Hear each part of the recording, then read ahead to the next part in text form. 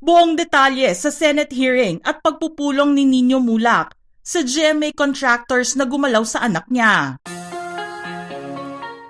Matapos na masangkot ang anak ni Nino Mulak at baguhang aktor na si Sandro Mulak sa kontrobersiya noong gabi ng GMA Gala 2024, marami ang naghintay sa susunod na magiging hakbang ng pamilya nila para mabigyan ng hustisya ang sinapit nito sa kamay ng ilang mga nakatataas sa TV network.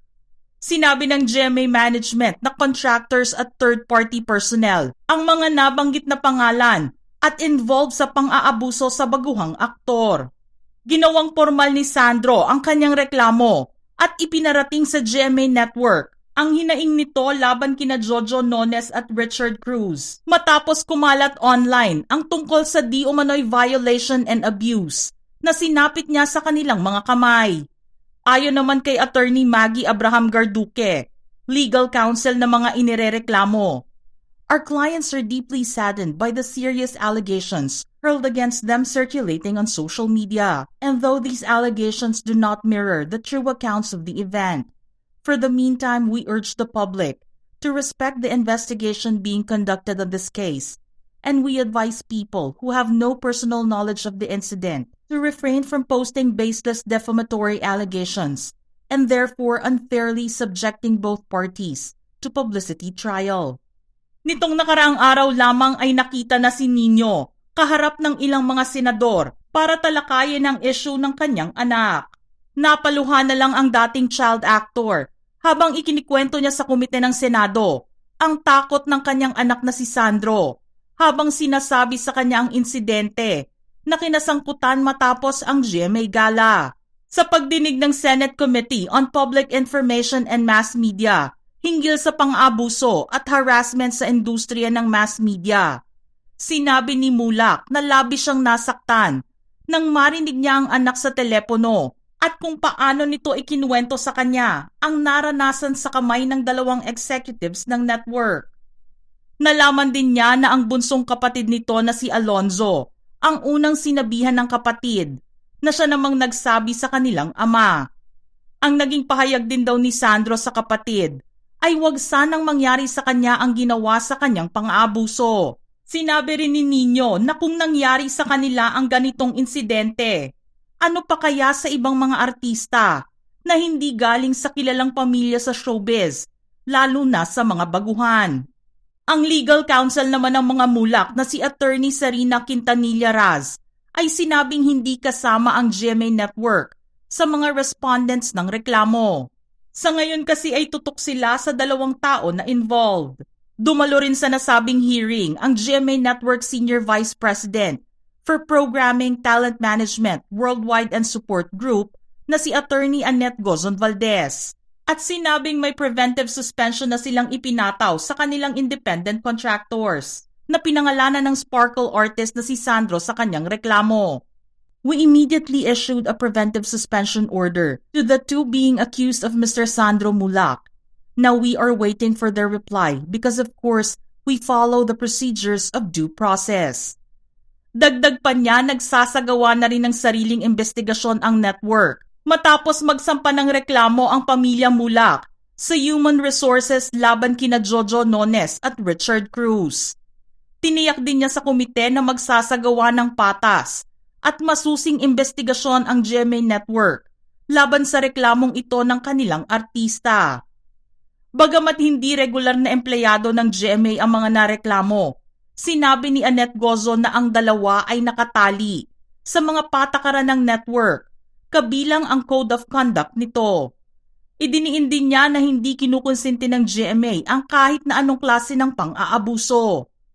Despite the fact that they are independent contractors, we can still take jurisdiction over the HR complaint filed by Mr. Sandro Mulak, and we can still apply our Code of Conduct to this case. At the onset, I would like to reiterate that GMA does not condone, it also does not tolerate, any acts of abuse or harassment. Base naman sa karagdagang impormasyon na ibinigay ni Nino sa komite, nakapag-usap na sila ni Attorney Annette at ng dalawang nareklamo at humingi na nga ang mga ito ng tawad sa ama ng aktor. Subalit nanindigan si Nino na dapat pa ring managot ang dalawa sa kanilang mga kasalanan. Dahil dito, nabigyan ng sabpina ni Senator Jinggoy Estrada sina Nones at Cruz matapos na hindi dumalo ang dalawa sa scheduled hearing. Ang kanyang mosyon ay sinundan naman ni Senator Bong Revilla. Sinabi rin niya na ang letter of regret na ipinadala ni Nones at Cruz sa komite ay hindi katanggap-tanggap. Binasa rin niya ang liham na ipinadala ng dalawa sa kanyang opisina. Nakasaad dito na ayon kina Nones at Cruz, hindi sila empleyado o bahagi ng pamunuan ng GMA o Sparkle Ortiz Management Agency. Kaya naman ang tamang tao para kausapin sa mga patakaran ng network ay ang nakatataas at head ng management. Mariin din nilang itinanggi ang mga paratang laban sa kanila.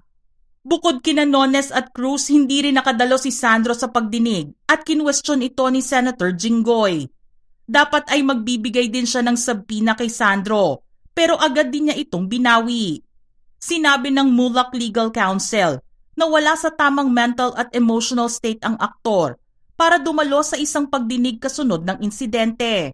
Aniya, nagsasagawa na rin ng NBI ng psychological assessment sa aktor, na siya namang hininga ni Senator Jinggoy ng medical certificate para bigyang katwiran ang kanyang hindi pagdalo sa hearing.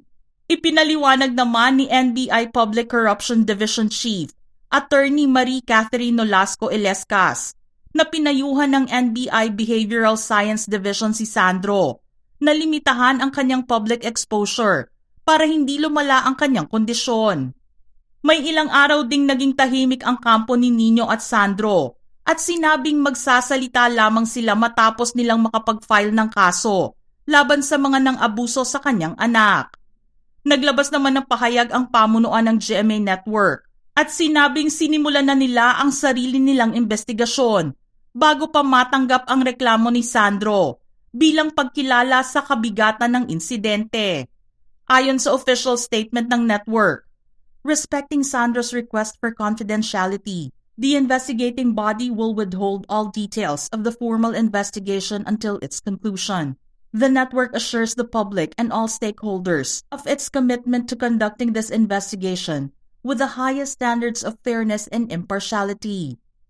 Nauna naman sa sabpina na ibinigay ng Senado sa dalawa ay ang pagsampa ng kaso ng pamilya Mulak sa NBI. Kinumpirma rin ng legal counsel ng mga nareklamo na natanggap na nila ang sabpina mula sa NBI na may nakatakdang hearing sa August 9, alas 2 ng hapon.